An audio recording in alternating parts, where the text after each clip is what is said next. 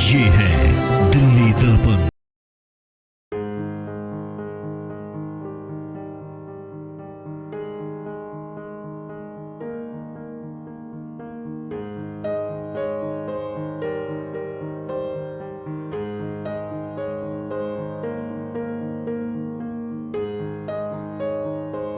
राजेंद्र स्वामी, आप देख रहे हैं दिल्ली दर्पण टीवी।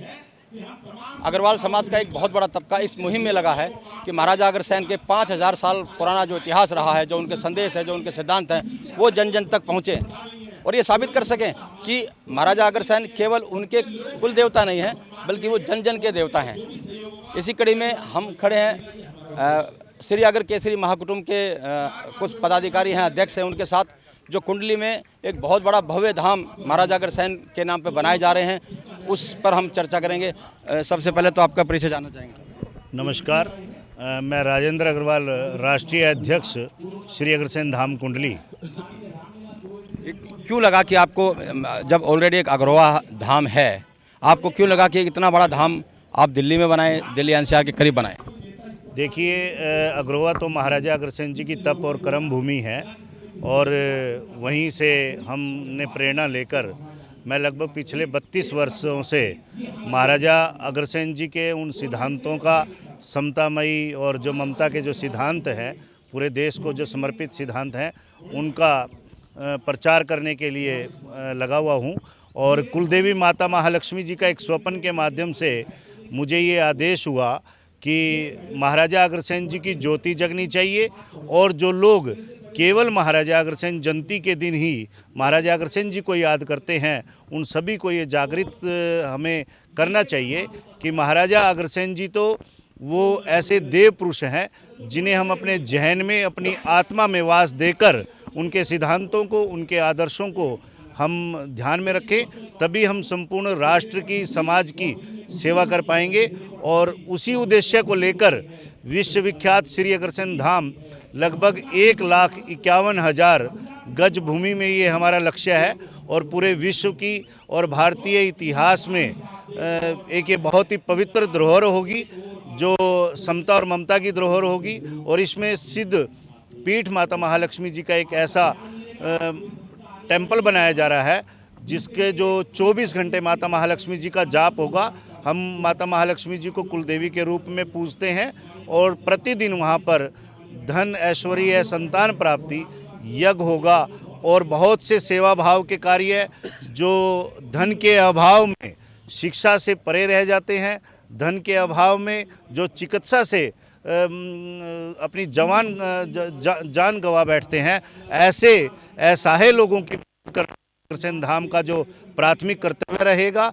और ऐसे बुजुर्गों जो हमारी संस्कारों की सही मायने में धरोहर है और बुजुर्ग जो हमें संस्कार देते हैं, उसी से हम अपना जीवन व्यतीत कर पाते हैं।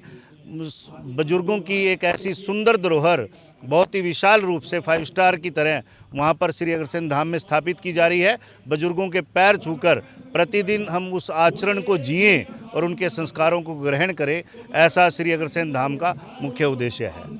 अग्रोहा महाराजा अग्रसेन जी की कर्मस्थली है भी है, एक नगर है, एक टीले के नीचे पूरा का पूरा।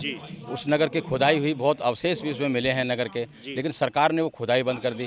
तो एक बहुत बड़ा जो इतिहास छुपा हुआ है, उसको निकालने की, उसको जानने की जिज्ञासा मुझे अभी समाज में नज़र नहीं आ रही है। तो क्या कुछ इस दिशा में भी कुछ काम हो रहा है? नहीं, बिल्कुल। क्या है कि सरकार से निरंतर उसके बारे में अनुरोध किया जाता है, लेकिन कहीं ना कहीं मेरे को राजनीतिक तौर पे ये संदेह है कि जो अग्रवा की खुदाई है उससे, क्योंकि महाराजा अग्रसेन जी के वहाँ पर एक बार जब खुदाई हुई तो महाराजा अग्रसेन जी के काल के काफ़ी अवशेष वहाँ पर मिले और जिससे समाज में जागृति आई।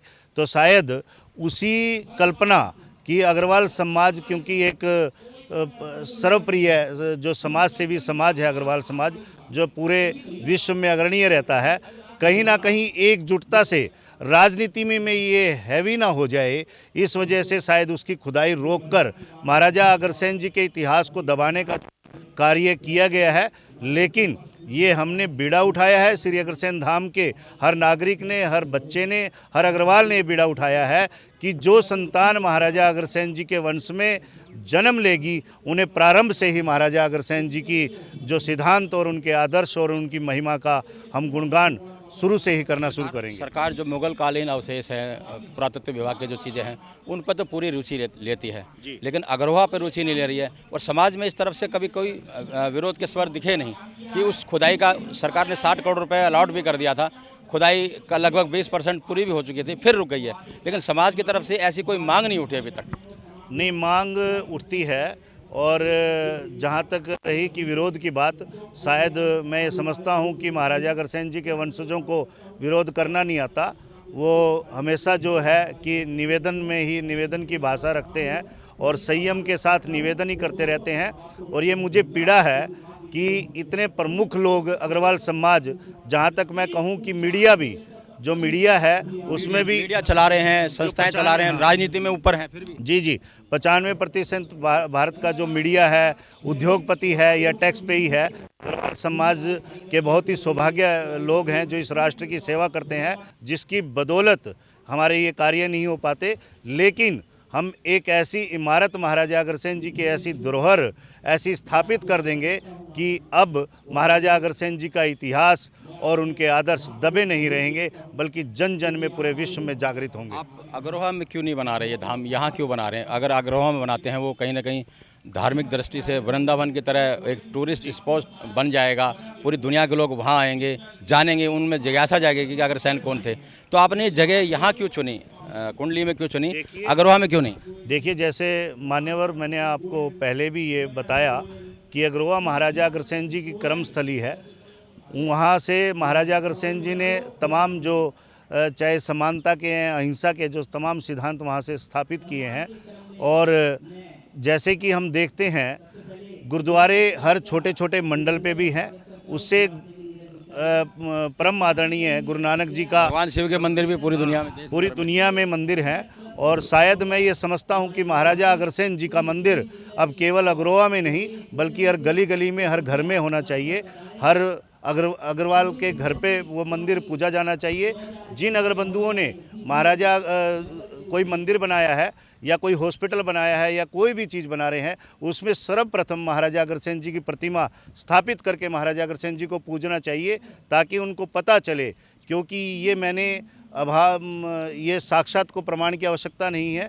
किसी ने भगवान राम और कृष्ण को नहीं देखा, लेकिन मैंने साक्षात अपनी आत्मा में माता महालक्ष्मी और महाराजा अग्रसेन जी के दर्शन किए हैं और उनको देखा है।